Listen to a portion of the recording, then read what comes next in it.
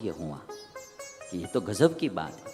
तो भी बात तो ऐसी है नहीं कि ये जो पूर्व जन्म में जय विजय थे और श्राप के कारण जो हिरण्यकशिपु और हिरणाक्ष हुए थे, फिर रावण कुंभकर्ण हुए थे, और ये तीसरे जन्म में शिशुपाल और दंतवक्त्र हुए थे, जय विजय ही।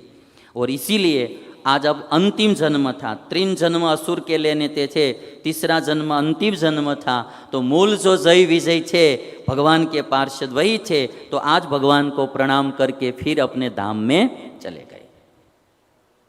अभी ये जो कथा है, ये कथा थोड़ी हम समझने जैसी कथा है, क्योंकि एक और पांडव थे, एक और ये जो शिशुपाल था, दोनों भगवान के रिलेटिव ही थे, किंतु शिशुपाल की पूरी जिंदगी द्वेष में ही व्यतीत हुई, निंदा करने में ही व्यतीत हुई।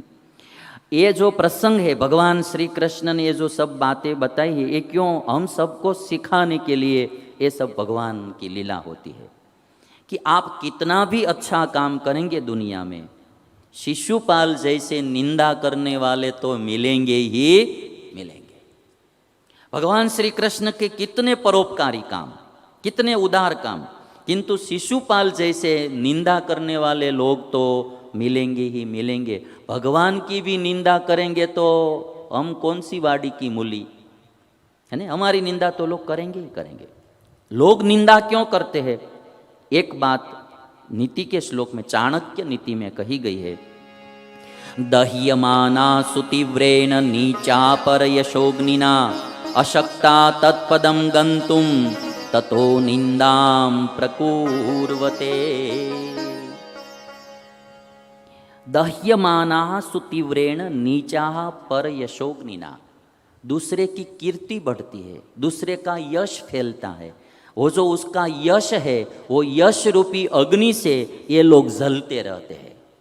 चाणक्य नीति का दह्यमाना सुतीव्रेण नीचा पर यशोग्निना, जो नीच लोग होते हैं, नीच पुरुष होता है, वो दूसरे के यश से जलते रहते हैं। और जलते रहने से क्या होता है? अशक्ता तत्पदम गंतुम, वो जो पा सके है पद को, प्रतिष्ठा को, वो तो ये पा नहीं सकते हैं, फिर क्या करते? ततो निंदाम प्रकुर्वते, तो अंतिम उपाय रहता है निंदा करने का। तो भगवान श्री कृष्ण हमको सबको ये बात से सिखाते हैं कि मेरे जैसे लोगों की भी निंदा करने वाले लोग मिल जाते हैं, और वो भी संबंधी बुआ का लड़का ही। तो आप कभी घबराना मत, कितना भी अच्छा काम आप करेंगे, 1-2 लोग तो निंदा करने वाले मिलेंगे ही मिलेंगे।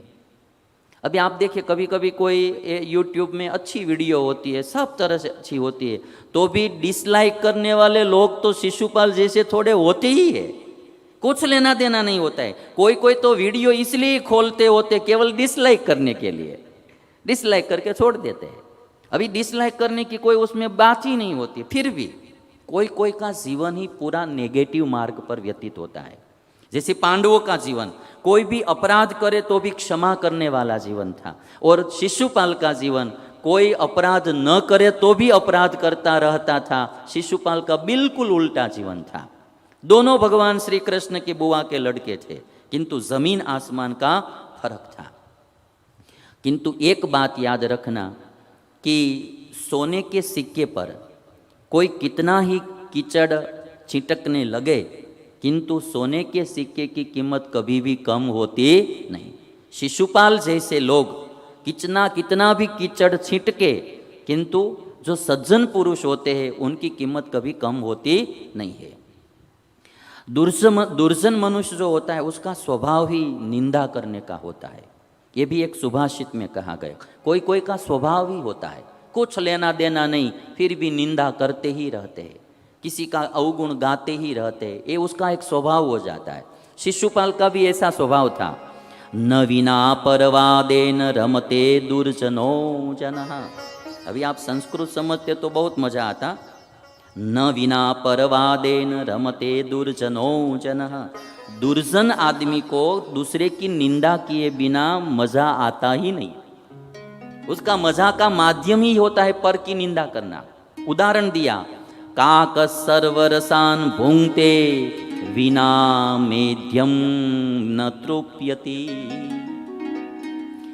काक माने कौवा चाहे कितनी भी खीर खा ले, अच्छा अच्छा भोजन खा ले, किंतु विष्ठा खाए बिना कौवे को तृप्ति होती ही नहीं। वैसे दुर्जन आदमी को दूसरे की निंदा किए बिना तृप्ति होती ही नहीं। कोई न कोई का निंदा वो करता ही रहता है। ये दुर्जन और कौवा दोनों की उपमा सुभाषित में दी गई है। और इसीलिए एक बात याद रखना हम सबको कि लोग कैसी कैसी बातें कभी कभी हमारे बारे में करेंगे, आपको भी कल्पना नहीं होगी। इसलिए किसी ने कहा कि सुनता हूं मेरी बातें, सुनता हूं मेरी बातें तो मुझे अचरज होता है। सुनता हूं मेरी बातें तो मुझे अचरज होता है, क्या लोग मुझसे भी मुझे ज्यादा जानते हैं? क्या लोग मुझसे भी मुझे ज्यादा जानते हैं? हमारे बारे में हम जितना नहीं जानते उतना दूसरे लोग जानते होते हैं। गलत होता है सब बातें। तो निंदा करने वाले लोगों का यही एक कार्य रहता है कि सबकी निंदा करते रहते हैं। एक मैं हूं जो समझ नहीं सका खुद को आज तक, एक मैं हूं जो समझ नहीं सका खुद को आज तक, एक ये लोग है न जाने मुझे क्या क्या समझ लेते हैं, न जाने मुझे क्या क्या समझ लेते हैं। अब ये भगवान श्री कृष्ण को शिशुपाल क्या क्या समझ लेता है कैसे पता रहता है? और एक बात ऐसी है कि अच्छे को अच्छा दिखता है, बुरे को बुरा दिखता है। जैसी दृष्टि वैसी सृष्टि, ये बात बहुत पक्की है।